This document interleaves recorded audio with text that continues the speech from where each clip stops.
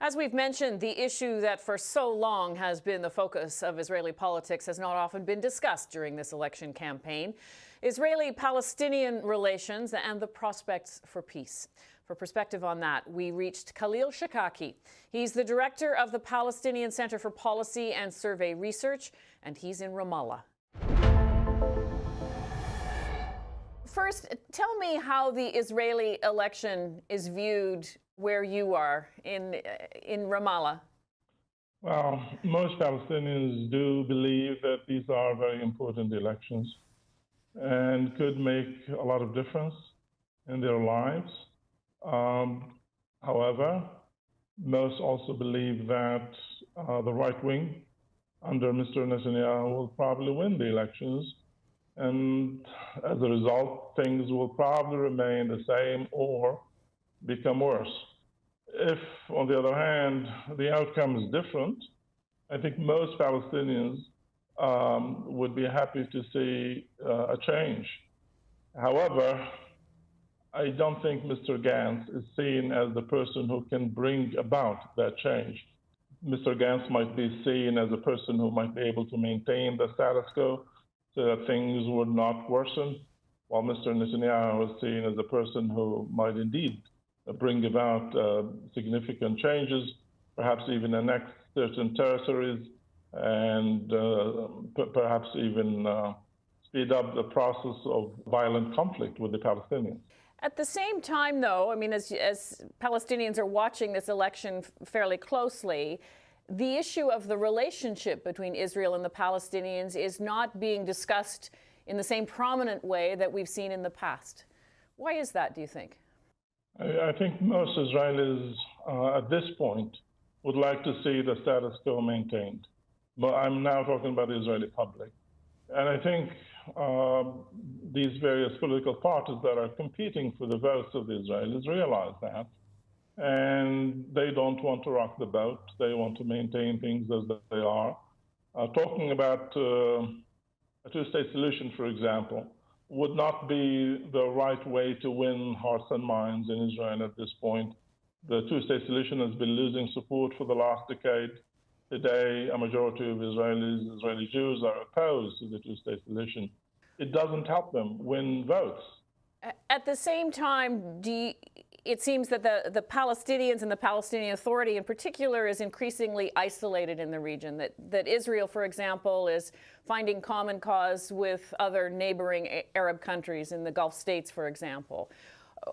What has to happen within the Palestinian community, within the Palestinian political life, to perhaps change things?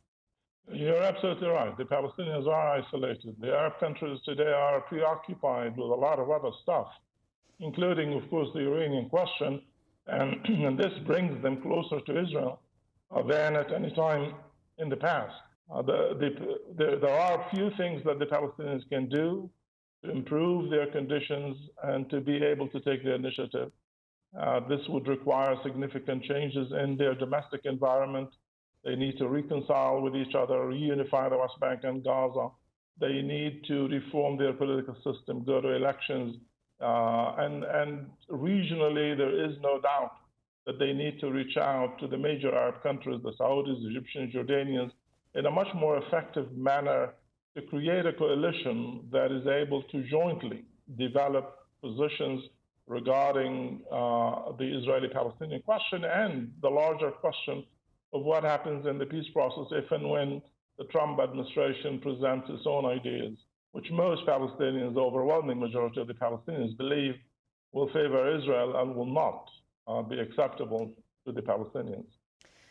But at the same time, how likely is it that you're going to see that kind of initiative from within the Palestinian political, power?